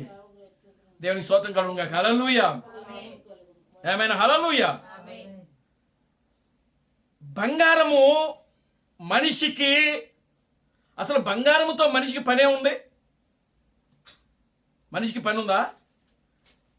డబ్బు ఎక్కువైతే బంగారం కొనుక్కొని ముక్కులకి, మెడలకి, కాళ్ళకి, ఏమండి నడువులకి వడ్డానాలు చేసుకొని పెట్టుకుంటారు. డబ్బు ఎక్కువైతే. డబ్బు లేనివాడు అసలు వాటి అంకే చూడడం. అసలు ఏమండి, దేవునికి స్తోత్రం కలుగును గాక. హల్లెలూయా. కానీ వాటి మీద మనసు పెట్టబాకండి. వాక్యం ఏం చెప్తుందంటే నిన్ను బ్రతికించేది దేవుని యొక్క వాక్యము. గత మధ్యాహ్న సమయంలో మనం ధ్యానం చేశాం. దేవుని నామానికి మహిమ కలుగును గాక. హల్లెలూయా. ఏమని వాక్యం మనం ధ్యానం చేశాం? దేవుని నామానికి మహిమ కలుగును గాక. హల్లెలూయా. మీకు తెలియని ఆహారము నాకు ఉన్నది. మీకు తెలియని ఆహారము నాకున్నది. ఈ లోకానికి తెలియని ఆహారం ఒకటి ఉంది. ఈ ప్రపంచానికి తెలియని ఆహారం ఒకటి ఉంది. క్రైస్తవులకు తెలియని ఆహారము, యూదులకు తెలియని ఆహారము, శాస్త్రులకు, పరిశీలకు, సద్దుకైలకు తెలియని ఆహారము ఒకటి ఉంది. ఆ ఆహారమే దేవుని యొక్క వాక్యము. ఆ వాక్యాన్ని నువ్వు కోరుకోవాలి. ఆ వాక్యాన్ని, ఆ శాసనాలను, ఆ కట్టడలను నీవు కోరుకుంటే వాటి వల్ల నీకు లాభము కలుగుతుందని ప్రియులారా వాక్యములో రాయబడింది. మనం అనుకుంటాం బంగారం మన ఇంట్లో ఉంటే ఆపద వచ్చినప్పుడు దాన్ని పెట్టుకోవచ్చు కదా. ఏంది నువ్వు పెట్టుకునేది? ఏమండి, దేవునికి స్తోత్రం కలుగును గాక. హల్లెలూయా. ఆపద వచ్చినప్పుడు ఎక్కడ పెట్టుకుంటాం? తాకట్లో పెట్టుకొని మన ఆపద తీర్చుకోవచ్చు కదా అనుకుంటాం. అది కాదు. ఆమేన్. హల్లెలూయా. ఆపద రాక మునిపే నువ్వు నిజంగా వాక్యాన్ని హృదయంలో పెట్టుకొని ఆ వాక్యానుసారంగా నువ్వు మనం జీవిస్తే నీకు ఆపద రాబోతుందని నీకంటే ముందు ఎవరికి తెలుసు?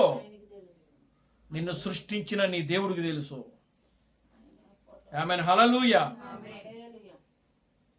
ఆ ఆపదను ఎలా నువ్వు ఎదుర్కోగలిగే మార్గమును కూడా ఆయన చూపిస్తాడు నీకు. Glory to God. హల్లెలూయా. ఆపదను పంపించేది ఆయనే నీకు. ఆమేన్. హల్లెలూయా.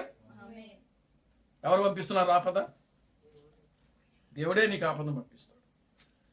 ఆయన చెప్తున్నాడు కదా, ఈ నీ చిత్తమైతే ఈ గిన్నె నా యొద్ద నుండి ఎవరు పంపించారు? ఆపద. ఆయన ఏమి పొందబోతున్నాడో అదంతా కళ్ళారో చూస్తున్నాడు అక్కడ ఆ గిన్నెలో. అందుకే ఆయన ప్రార్థించాడు, ప్రభువా తండ్రి, ఈ గిన్నె నా యొద్ద నుంచి, నీ చిత్తమైతే ఈ గిన్నె నా యొద్ద నుంచి తొలగించము. ఆయనను నా మాట ప్రకారము కాక నీ చిత్త ప్రకారమే నెరవేరును గాక. ఆమేన్, హల్లెలూయా. ఎన్ని శ్రమలు అనుభవించాడో, ఎన్ని కష్టాలు అనుభవించాడో, ఎన్ని శోధనలు అనుభవించాడో. నగ్నముగా యెరూషలేము వీధుల్లో ఆయన తిరిగాడు. నగ్నముగా తిప్పారండి. యేసు మీద బట్టలు లేవు. అందుకే స్త్రీలు ఆయనను వెంబడించలేదు. ఒక పురుషులు మాత్రమే వెంబడించారు యేసును. తెలుసా మీకు? క్రీస్తు బిడ్డ చెప్తున్నాడు. అందుకే ఆయన సిలువ వేసినప్పుడు కూడా దూరము నుండి స్త్రీలు చూచుచిరి అని వాక్యంలో రాయబడింది. మీరు చదవండి వాక్యాన్ని.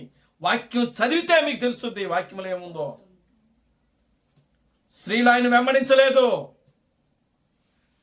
స్త్రీలు దూరముగా ఉండి ఏడుస్తూ ఉంటే, యెరూషలేము కుమార్తెలారా, నా కోసం మీరు ఏడవద్దు, మీకోసం మీ పిల్లల గురించి ఏడవండి అన్నాడు ఆయన. వాడు ఎక్కడుండి ఏడ్చాడు? దగ్గరుండి ఏడవలేదు. దూరముగా ఉండి యెరూషలేము స్త్రీలు ఏడుస్తున్నారు. కనుక సియోను కుమారి అయిన నీవు, నీ ఆత్మకు నీకు కావాల్సింది ఏంటంటే దేవుని యొక్క వాక్యము. నువ్వు తినవలసింది దేవుని యొక్క వాక్యము. నువ్వు త్రాగాల్సింది దేవుని యొక్క వాక్యము. నీ పానము, నీ ఆహారము దేవుని వాక్యమై ఉండాలి.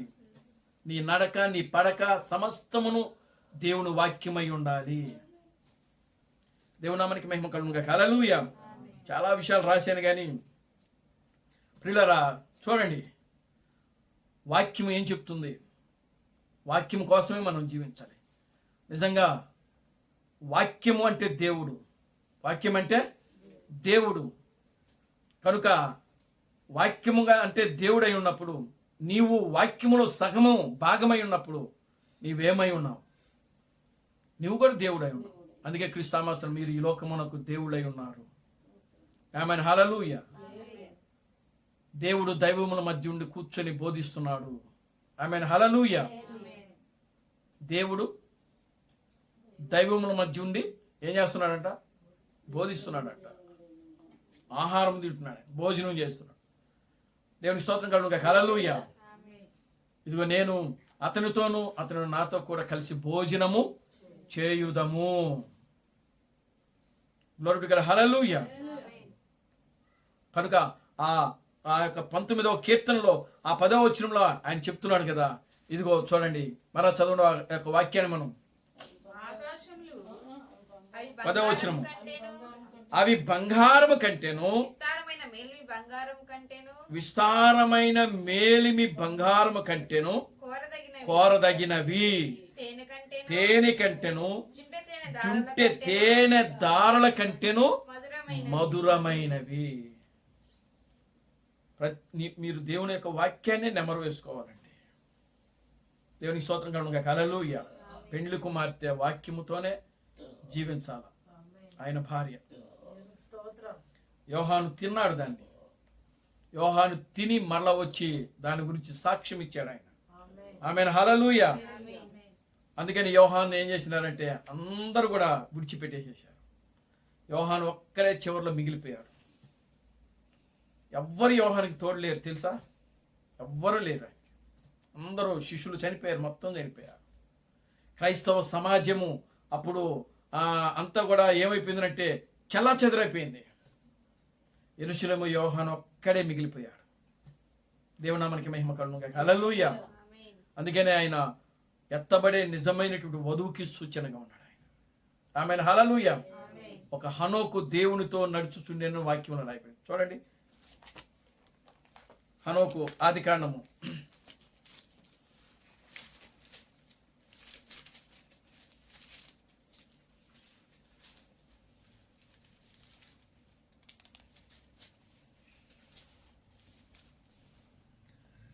21 నుంచి ఆదికాండం 5వ అధ్యాయము. హనోకు 60 ఏండ్లు 65 అది బతికి మెతుషెలను కనెను. హనోకు మెతుషెలను కని తరువాత 300 ఏండ్లు దేవునితో నడుచుచు కుమారులను కుమార్తెలను కనెను. హనోకు దినములన్నీ 365 ఏండ్లు. హనోకు దేవునితో నడిచిన తరువాత దేవుడు అతనిని తీసుకుని పోయాను గనుక అతడు లేకపోయాను. ఎలా నడిచాడు? దేవునితో నడిచాడంట. ఆయన దేవునితో నడిచాడంటే ఎట్లా నడిచాడు? ఆయన ముందు ఒక మనిషి నడిచాడా? ఏమండి, ఆయన ముందు ఒక మనిషి నడిచాడా? ఆయన దేవుడు ముందు నడుస్తూ ఈయన ఏమైనా వెనకాల నడిచాడా? దేవునితో నడవటం అదే? అది కాదు. దేవునికి స్తోత్రం కలుగునుగా. హల్లెలూయా. ఆ కాలములో నోవాకు హనోకుకి ఏ వర్తమానమైతే ప్రకటించబడిందో ఆ వర్తమానాన్ని గట్టిగా పట్టుకున్నాడు హనోకు. దానితో నడిచాడు. ఎన్ని వందలు?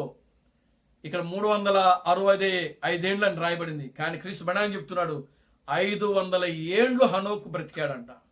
ఆమేన్. హల్లెలూయా. ఎన్ని సంవత్సరాలు?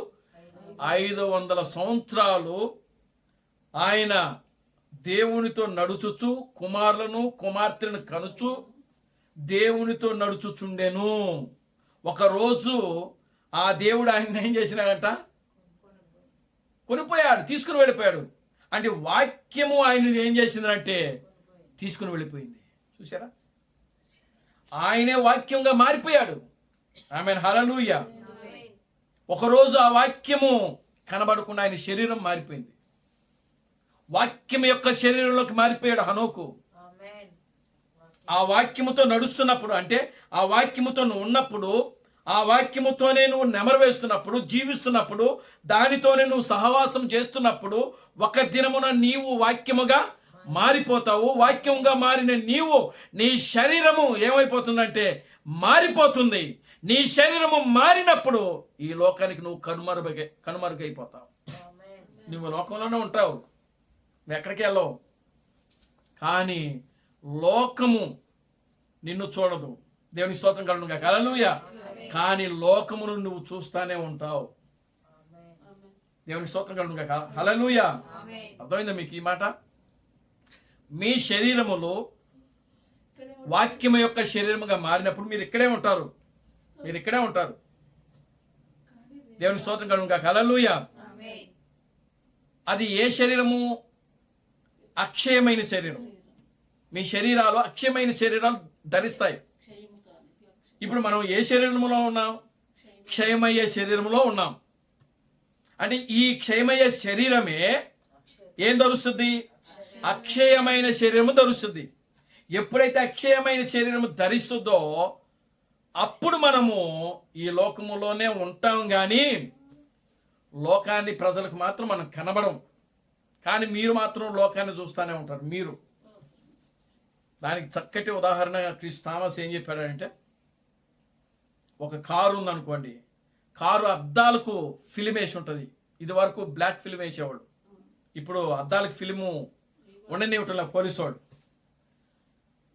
ఇప్పుడు ఆ అద్దానికి ఫిలిం వేసినప్పుడు, ఆ బ్లాక్ ఫిలిం వేసినప్పుడు లోపల ఉన్న వ్యక్తులు బయట చూసినప్పుడు కనబడతా ఉంటుంది. వాళ్ళకి బయట ప్రపంచం అంతా కూడా కనబడతా ఉంటుంది. కానీ బయట ఉన్న వాళ్ళకి కారులో ఎవరున్నారో వాళ్ళకి కనబడదు. అట్లా ఉంటుందని చెప్పినాడు ఆయన. దేవుని స్తోత్రం కలుగునుగా. హల్లెలూయా. ఆమేన్. హల్లెలూయా. మనం ఈ లోకములోనే ఉంటాం. కానీ ప్రియులారా, ఈ లోకము మన యేసుక్రీస్తు మాట చెప్పాడు కదా, మీరు నన్ను చూస్తారు కానీ లోకము నన్ను చూడదు అంటాడు. కానీ ఆయన ఉంటాడు, ఆయన ఉన్నాడు. కానీ మీరు ఉంటారు. మీకు మరణం లేదు, మనకు మరణం లేదు. మనం జీవించే ఉంటాం. కానీ లోకము మనల్ని చూడదు. మనము మాత్రము లోకాన్ని చూస్తూనే ఉంటాం, గమనిస్తూనే ఉంటాం. దేవుని మనకి మహిమ కలుగునుగా. హల్లెలూయా. హనోకు కూడా ఆ విధంగా మారిపోయాడు. ఎందుకు అనంటే ఆయన వాక్యముతో నడిచాడు కాబట్టి, వాక్యముతో సహవాసము చేశాడు కాబట్టి, ఆ వాక్యమే ఆయనను ఒక రోజున ఏం చేసిందంటే తీసుకుని వెళ్ళిపోయింది. ఆ వాక్యం ఆయన శరీరాన్ని మార్చేసింది అంతే. Amen hallelujah, glory to God, hallelujah. ఆ వాక్యము ఆయన శరీరాన్ని మార్చేసింది. కనుక ప్రియమైన దేవుని బిడ్డలారా, దేవుడు ఆయన చిన్న పుస్తకమును తీసుకుని దానిని తినివేయము, ఇది మీ యొక్క ఆహారము. ఈరోజు అక్కడ 2 భాగాలుగా ఉన్నది. ఒక భాగము భూమి మీద, ఒక భాగము సముద్రం మీద. ఈ 2 కలిపితేనే పూర్తి వాక్యం యొక్క రూపము. అదే పెండ్లి కుమార్తె. దేవునికి స్తోత్రం కలుగును గాక. హల్లెలూయా, ఆమేన్, హల్లెలూయా. కనుక ఆ చిన్న పుస్తకములో ఏముందో మనకు తెలిసిపోయింది ఈ రోజున. ఆమేన్, హల్లెలూయా. ఆ చిన్న పుస్తకంలో ఏముందో దానియేలు అడిగాడు. అందులో ఏముందో ప్రభువా చెప్పానంటాడు. అది నీ పని కాదని దానియేలుతో చెప్తాడు ఆయన. ఆమేన్, హల్లెలూయా. పౌలు ఆయన పరదేశంలోకి వెళ్ళాడు, అనేక విషయాలు గ్రహించగలిగాడు, కానీ కొంత మాత్రమే గ్రహించగలిగాడు. ఆయన పూర్తిగా ఆయన గ్రహించలేకపోయాడు. కానీ ప్రియమైన దేవుని బిడ్డలారా, ఈరోజు మనము ఆది కాండము నుండి ప్రకటన గ్రంథము వరకు కూడా గ్రహించగలుగుతున్నాము అని అంటే అది మన నీతిని బట్టి, లేదా మన భక్తిను, లేకపోతే మన విశ్వాసం బట్టి అది జరగలేదు. కానీ కేవలం ఆయనకు ఉచితమైన కృప, ఆయన దయ, ఆయన ప్రేమను బట్టి మాత్రమే భూమికి పునాదులు వేయబడక మునిపే ఆయన మనల్ని చూచాడు. కాబట్టి ఆయన యొక్క పేరు, మన యొక్క పేరు ఆయనకు గొర్రెపిల్ల జీవ గ్రంథంలో రాశాడు. కాబట్టి ఈ రోజున ఈ యొక్క వాక్యాన్ని మనము గ్రహించగలుగుతాం. దేవునామానికి మహిమ కలుగును గాక. హల్లెలూయా. కనుక సియోను కుమారి ఆ చిన్న పుస్తకమును తీసుకొని తినివేయము. తినండి, వాక్యాన్ని తినండి. డినామినేషన్ వాక్యాలు అవసరం లేదు మనకి ఈ రోజున. దేవునికి స్తోత్రం కలుగును గాక. హల్లెలూయా. క్రీస్తు థామస్సు ఏ సందేశం అయితే ఇచ్చాడో, క్రీస్తు బ్రనహాము ఏ సందేశం అయితే ఇచ్చాడో ప్రియులారా, ఆ సందేశముతో, ఆ వాక్యముతో మనం నిలబడి దాన్ని నెమరు వేసుకుంటూ దాని గురించే మనం మాట్లాడాలి, ఎవరితో అయినా సరే. ఆమెన్, హల్లెలూయా. ఈరోజు మనలో ఉన్న ఆత్మ సింహపు ఆత్మ. ఆమెన్, హల్లెలూయా. ఏ ఆత్మ? సింహపు ఆత్మ. కనుక ప్రియులారా, సింహము అదేం చేస్తుంది? గర్జిస్తుంది. సింహము గర్జించగా భయపడిన వాడు ఎవడైనా ఉంటాడా అని వాక్యంలో రాయబడింది. ఆమేన్, హల్లెలూయా. కనుక ప్రియమైన దేవుని బిడ్డలారా, ఆ విధంగా మనము వాక్యాన్ని చివరి కాలంలో క్రీస్తు థామస్ ద్వారా, క్రీస్తు బ్రనహాము ద్వారా మనకు ఏ సందేశం అయితే ఇవ్వబడిందో ప్రియులారా, ఆ సందేశములు సత్యమై ఉన్నవి, అవి యథార్థమైనవి, అవి బంగారము కంటే మేలిమి బంగారము కంటే కూడా కోరదగిన వాక్యములు అవి. తేనె కంటేను జుంటి తేనె దారుల కంటే కూడా మధురమైనవి. కనుక ప్రియులారా, ఆ యొక్క వాక్యాన్ని నిత్యము తింటూ మనము వాక్యముగా మారుదాం. ఒక దినాన మనం ఈ లోకానికి కనుమరుగైపోదాం. దేవునికి స్తోత్రం కలుగును గాక. హల్లెలూయా. దేవుడు తన పరిశుద్ధ వాక్యములను దీవించి ఆశీర్వదించును గాక. ఆమేన్. ప్రార్థన చేసుకుందాం. దయచేసి అందరూ లేచి నిలబడండి.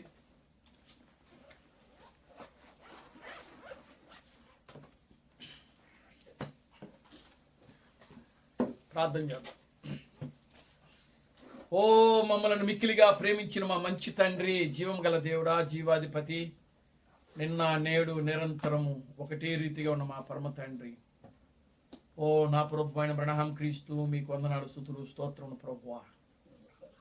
నిశ్చయంగా నాయన, ఓ సియోను కుమారి, ఆ యొక్క చిన్న పుస్తకమును తీసుకుని తినివేయము. ఒక గొప్ప సందేశాన్ని మా ముందు ఉంచారు ప్రభువా. నిజముగా నాయన, యోహాను దాన్ని తీసుకున్నాడు, తన్నాడు ప్రభువా. ఆయన నోటికి అది తీపిగాను, కడుపుకి చేదైపోయింది ప్రభువా. ఈనాడు నాయన పెండ్లి కుమార్తె కూడా అదే విధముగా ఉన్నది ప్రభువా. ఈ లోక జనుల చేత ద్వేషించబడుతున్నది, అసహించుకోబడుతున్నది ప్రభువా. ఓ నాయన, అది కూడా అతను దూషించబడుతుంది, అవమానపరచబడుతుంది ప్రభువా. ఇది కేవలము వాక్యము నిమిత్తమైనటువంటి నిందని నీ వాక్యములో రాయబడింది ప్రభువా. నిశ్చయంగా అట్టి కృపను, అట్టి ధన్యతను మీరు మాకు అనుగ్రహించారు ప్రభువా. లోకములో నాయన, ఏ కాలములో, ఓ ఏ ప్రజలకు, ఏ ప్రవక్తలకు నాయన, ఏ 7 సంఘకాలంలో ఉన్నటువంటి పరిశుద్ధులకు, 7 సంఘకాలంలో ఉన్నటువంటి ప్రవక్తలకు లేనటువంటి ఒక గొప్ప ధన్యతను, భాగ్యమును ఈ చివరి దినాల్లో ప్రభువా నాయన మీరు మాకు అనుగ్రహించారు ప్రభువా, అందును బట్టి మీకు స్తోత్రం చెల్లిస్తున్నాను. నిశ్చయంగా ఈ రాత్రి కాల సమయంలో కూడి వచ్చిన బిడ్డలను దీవించి ఆశీర్వదించండి. ఈ సాయంకాలపు దీవులతో నింపండి. ఓ ప్రభువా, విత్తబడిన ప్రతి వాక్యము కూడా నేను మా హృదయాల్లో ఉంచుకొని మా వాక్యానుసారంగా జీవించే జీవితాలు మీరు మాకు దయచేయండి. మీరు మమ్మల్ని బలపరచండి, ముందుకు నడిపించండి. సమస్త ఘనత మహిమను మీరు తెచ్చుకోండి. జీవం కలిగిన నా ప్రభు అయిన క్రీస్తు బ్రహ్మని సర్వశక్తి కలిగిన నామములో ప్రార్థించి స్తుతించి వేడుకొనుచున్నాము. ఆమేన్. అందరూ కూడా రెండు చేతులు పైకెత్తి chorus పాడుతున్నాం. Christ Branham never fails. Christ Branham never fails. Christ Branham never fails in thee. Hallelujah. Hallelujah. Christ Branham never fails in thee. He is coming very soon. He is coming very soon. He is coming very soon in thee. Hallelujah. Hallelujah. He is coming very soon in thee. నా ప్రాణమా ప్రభువును స్తుతించుము, నా అంతరమున సమస్తమైన పరిశుద్ధ నామమును స్తుతించుము. నా ప్రాణమా ప్రభువును స్తుతించుము. ప్రభు అయిన క్రీస్తు బ్రహ్మం చేసిన ఉపకారములలో దేనిని మరొకము. ఆమేన్. రాజులకు రాజుగా ప్రభువులకు ప్రభువుగా పెండ్లి కుమారుడుగా తెర మీద ప్రత్యక్షము కానున్న ప్రభు అయిన క్రీస్తు బ్రహ్మ యొక్క కృపా సమాధానము ఇక్కడ కూడిన ప్రతి బిడ్డకును ఈ ప్రపంచంలో 7వ దూత ఎస్ థామస్ గారిని క్రీస్తుగా అంగీకరించి క్రీస్తు బ్రహ్మే దేవుడు, క్రీస్తు బ్రహ్మే రాజులకు రాజు, క్రీస్తు బ్రహ్మే ప్రభువులకు ప్రభు అని నమ్మి విశ్వసించి ఆరాధిస్తున్న ప్రతి బిడ్డకును ఇప్పుడును సదాకాలము తోడైండి నడిపించును గాక. ఆమేన్. ఆమేన్. అందరికీ వందనాలు. ప్రభు మిమ్మల్ని దీవించి ఆశీర్వదించును గాక. ఆమేన్.